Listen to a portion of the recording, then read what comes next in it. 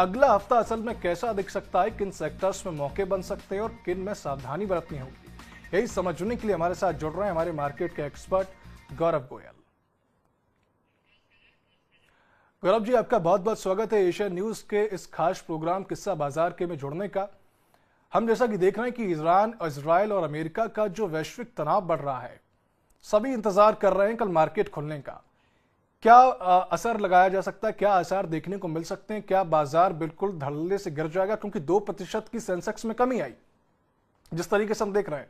तो क्या Iran Israel का ये वॉर भारतीय शेयर बाजार के लिए एक मुसीबत बन सकता है और क्या क्या बदलाव इसमें होंगे, जरा इस बार में बताएंगे तो।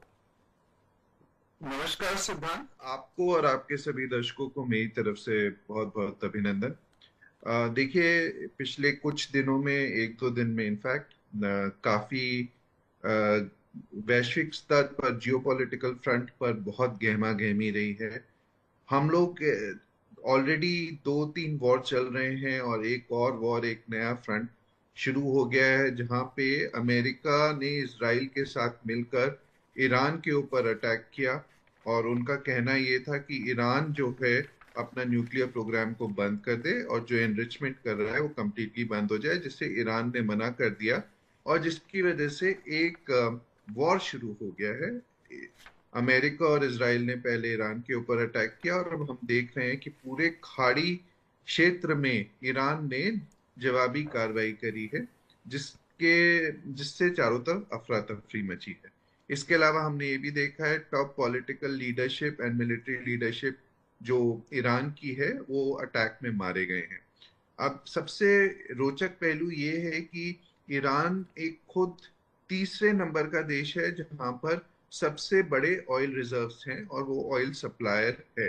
हालांकि उस पर काफी प्रतिबंध लगे हुए थे, पर उन प्रतिबंध की वजह के बावजूद एक सप्लायर, बड़ा सप्लायर के रूप में। और एक और खास बात यह है कि ईरान के बगल में स्ट्रेट ऑफ हॉर्मुज है, जिसको जैसा सुना जा रहा है कि उस स्ट्रेट ऑफ हॉर्मुज को बंद किया गया है और खाड़ी क्षेत्र से जितना भी ऑयल जो है शिपिंग शिप्स के द्वारा, यानी कि आपका वाटरवेज के थ्रू जो आया जाता है, उसको अगर वो बंद कर दिया जाएगा तो ऑयल की एक पूरे विश्व में किल्लत हो जाती है, जिसका असर ऑयल के प्राइसेस पर पड़ता है।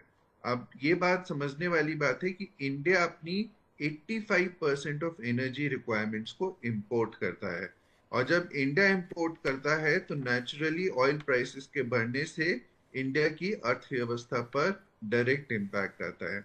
ना सिर्फ इंडिया, इसका इम्पैक्ट चाइना और जापान पे भी आता है काफी बड़े लेवल पर। तो अल्टीमेटली ऑयल प्राइसेस में कोई भी इजाफा होगा, उसका नेचुरल रिपरकशन इंडिया के ऊपर आता है। ऐसी उम्मीद करी जा सकती है जी। कि शायद आने वाले एक दो दिन में आपको जब मार्केट खुलेंगे तो आपको दिखाई देगा कि ऑयल प्राइसेस बढ़े हुए खुलेंगे। और इसके अलावा वहां पे क्योंकि वॉर अपनी चरम सीमा पर है और वहां पर बहुत कुछ हो रहा है, जिसका जो भी न्यूज आती रहेगी वहां से, उसके हिसाब से मार्केट रिएक्ट करता रहेगा। तो मेरे ख्याल से अगला एक हफ्ता या 15 दिन या पॉसिबली एक महीना काफी इंपॉर्टेंट हो सकता है। मार्केट किस डायरेक्शन में जाएगा, इन सब के लिए ये काफी इंपॉर्टेंट कुछ समय रहेगा, आने वाला समय। अच्छा गौरव जी, जिस तरीके से हम बात कर रहे हैं कि ईरान इसराइल के युद्ध के बाद जो है, या युद्ध के समय जो है, हम ऑयल की कीमतें बढ़ सकती हैं, इससे इन्फ्लेशन बढ़ सकता है, महंगाई बढ़ सकती है। लेकिन शेयर बाजार में कौन से ऐसे सेक्टर हैं, कौन सी ऐसी कंपनियां हैं, क्योंकि कल सोमवार है, बाजार खुलेगा, धड़ल्ले से नीचे जाएगा या फिर उसके उठने के कोई आसार हैं? कौन कौन से ऐसे सेक्टर हैं जो कि ईरान इजराइल युद्ध के जरिए नीचे चले जाएंगे? देखिए सिद्धांत, दो तीन चीजें हैं। ऑयल से जुड़े हुए जितने भी सेक्टर्स हैं, जैसे आपका एशियन पेंट टाइप के सेक्टर हो गया, पेंट्स वाला एक हो गया, या आपकी ऑयल मार्केटिंग कंपनीज हो गई, या फिर जो टर्जरी सेक्टर्स हैं जिनका डायरेक्टली इनडायरेक्टली इम्पैक्ट पड़ता है, नेचुरली सबसे ज्यादा इम्पैक्ट वहीं पे आएगा। समथिंग लाइक एयरलाइन सेक्टर, जहाँ पे नेचुरली आप जानते हो कि अगर ऑयल की कीमतें बढ़ेंगी तो ये जो जितने भी एयरलाइन कंपनीज हैं उनको अपने प्राइसेस बढ़ाने पड़ेंगे, जिससे अल्टीमेटली डिमांड पे फर्क पड़ सकता है और उनकी प्रॉफिटेबिलिटी पे भी फर्क पड़ सकता है। तो ऐसे बहुत सारे हैं सेक्टर्स। इसके अलावा जैसे मैंने पेंट्स बताया, ल्यूब्रिकेंट्स हो गए, ऑयल मार्केटिंग कंपनीज हो गई, इन सब के ऊपर नेचुरली काफी फर्क पड़ेगा। बट मैं एक चीज और यहाँ पे कहना जी चाहूंगा सिद्धांत, जी कि बिल्कुल। जो मेन मदर मार्केट है वो यूएस का मार्केट है, और बहुत कुछ वहां से संकेतों के ऊपर डिपेंड करेगा कि हमारा मार्केट किस तरह से रिएक्ट करेगा। कल सुबह जो है यूएस में फ्यूचर्स मार्केट खुल जाते हैं उनके, और एक डायरेक्शन, ब्रॉड डायरेक्शन मिल जाता है। एशियन मार्केट्स भी अर्ली मॉर्निंग खुल जाएंगे हमारे समय अनुसार, और मिलना शुरू हो जाएगा कि किस तरह का वहां से रिएक्शन आता है इस वॉर के मद्देनजर। बहुत कुछ जियोपॉलिटिकल सिचुएशन के जी ऊपर भी डिपेंड करेगा। आज शाम को या रात में अभी जो कुछ चल रहा है, या किस स्तर तक वो फैल रहा है पूरे खाड़ी क्षेत्र में, ये सब देखने वाली बात होगी। और क्या वहां पे एक सत्ता परिवर्तन होगा या नहीं होगा, ये बहुत मैटर करेगा। आपको मालूम होना चाहिए, जैसे जी प्रेसिडेंट बिल्कुल। ट्रंप ने वहां पे बोला है, अमेरिकन जी प्रेसिडेंट ट्रंप ने, उन्होंने कहा है कि उनका असली मकसद है वहां पे सत्ता परिवर्तन करना और वहां पे डेमोक्रेसी स्टैब्लिश करना। तो क्या वो इसमें सफल हो पाते हैं या नहीं हो पाते हैं? और दूसरी बात कि अगर सफल हो पाते हैं तो उसको सफलता में कितना टाइम मिल पाता है, ये बहुत इंपॉर्टेंट क्वेश्चन है आंसर करने के लिए। और कुछ हद तक वैश्विक स्तर पर सारे मार्केट्स इससे प्रभावित होंगे, अच्छा मुझे ऐसा गौरव जी, लगता आप जो बात कह रहे हैं कि मदर मार्केट जो है वो यूएस की मार्केट है, तो इससे यूएस और इंडिया के बीच जो ट्रेड एग्रीमेंट हो रहा था जो कि टल गया है, इससे क्या कुछ फर्क पड़ेगा भारत में? और जो टैरिफ लगाया जा रहा था ट्रंप के द्वारा, चूंकि उनकी सुप्रीम कोर्ट ने टैरिफ को कम करने की बात भी कही, लेकिन 126% सोलर टैरिफ लगा दिया गया, जिससे कि सोलर एनर्जी से या जो सोलर के जो सेक्टर्स थे हमारे यहाँ, वो सभी धड़ल्ले से नीचे गिर गए। तो ये जो एग्रीमेंट चल रहा है, ट्रेड का एग्रीमेंट अमेरिका और यूएस के बीच का, और जो टैरिफ लगा रहे हैं ट्रंप, उस पर क्या कुछ अपडेट है? किस तरीके से अगला हफ्ता उस हिसाब से जाएगा?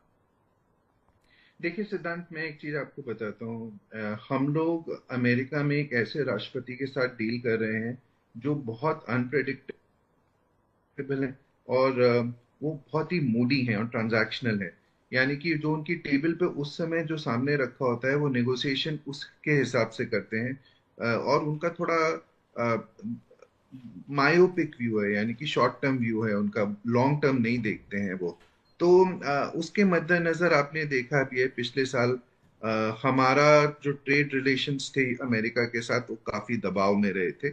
और इसी के हम लोग एक ट्रेड डील की कोशिश कर रहे थे, बायलैटरल ट्रेड एग्रीमेंट, जो हम लोगों ने फेब्रवरी बिगनिंग में ऑलमोस्ट कर ही लिया था, और उस पर सिर्फ हस्ताक्षर होने बाकी थे जी। और डिटेल्स आनी बाकी थी। लेकिन सुप्रीम कोर्ट का ऑर्डर आया, जिसकी वजह से एज ऑफ नाउ वो थोड़ा सा टल गया है। So we'll have to wait and see what happens thereafter. As of now वहां पे प्रेसिडेंट ट्रंप ने सारी कंट्रीज के ऊपर 15% का टैरिफ लगा दिया है, और वो हमारे लिए भी वैलिड होगा। तो अभी तो जो हमारा बायलैटरल ट्रेड एग्रीमेंट के हिसाब से समझौता हुआ था, वो as of now it is not valid, and it will not be valid for some time. और जहां तक ये सोलर पैनल्स के ऊपर और उन्होंने 126% का टैरिफ लगाया है, this clearly shows the kind of person and president that President Trump is actually is. तो उससे यही पता चलता है कि उनके ऊपर ट्रस्ट करना इतना आसान नहीं है। और एक हम लोग क्या, इनफैक्ट आप ध्यान देंगे तो पूरे दुनिया में सारी सारी जी कंट्रीज ही एक अनप्रेडिक्टेबिलिटी के साथ, as far as trade relations with US are concern, उसके साथ उनका है। और हम लोग भी कोई अजूबे नहीं है, हम लोगों को भी ये डील करना पड़ेगा, अनप्रेडिक्टेबिलिटी रहेगी। अगर बीटीए हो भी जाए, बायलैटरल ट्रेड एग्रीमेंट हो भी जी जाए, वी कैन नॉट रियली 100% ये नहीं कह सकते हैं कि ट्रंप उसमें कल चेंज ना कर दें, या उनका मूड अगले दिन किसी दिन सुबह उठ के खराब है तो वो उसमें कुछ और चेंजेस ना कर दें। उन्होंने कुछ दूसरी कंट्रीज के साथ ऐसा किया भी है। तो we just can't take him on his face value, we'll have to live with it। सबसे अच्छी बात जो सिद्धांत हो रही है कि इंडिया जो है अपना एक अच्छी चाल पे चल रहा है। पिछले एक साल में इंडिया ने 8-9 ट्रेड अग्रीमेंट्स करे हैं डिफरेंट कंट्रीज के साथ, और इसके अलावा 2-3 trade agreements including gulf countries and Mercosur which is the South American countries का जो समूह है, उसके साथ भी एक ट्रेड करार होने की काफी संभावनाएं बहुत जल्दी नजर आ रही हैं। अगर हम इसको पूरे परिप्रेक्ष्य में देखें तो मुझे ये लगता है कि इंडिया राइट तरीके से आगे बढ़ रहा है। हम अपने एक्सपोर्ट्स को डाइवर्सिफाई कर रहे हैं, इंपोर्ट्स भी डाइवर्सिफाई कर रहे हैं, और मेरे को लगता है कि आने वाला समय would be good for India. जी बिल्कुल गौरव जी, आप जिस तरीके से बता रहे हैं कि देखने वाली बात होगी कि यूएस ने क्या क्या चीज़ें हमारे लिए की हैं, और अब शेयर बाजार जो है कल सोमवार को खुलेगा, उसमें किस तरीके से बिकावली देखी जाएगी, सेंसेक्स गिरेगा या उठेगा, ये देखने वाली बात होगी। तमाम चीज़ों के लिए आपका बहुत बहुत शुक्रिया हमारे साथ जुड़ने के लिए। हम बात कर रहे थे हमारे निवेश सलाहकार गौरव गोयल से, जो कि बता रहे थे कि ये मार्केट किस तरीके से सोमवार को खुल सकता है, क्या कुछ उसमें बदलाव देखने को मिलेंगे। तमाम इन सारी जानकारियों के लिए आप देख रहे थे किस्सा बाजार का ये शो। आप खबरों के लिए देखते रहिए एशियन न्यूज़।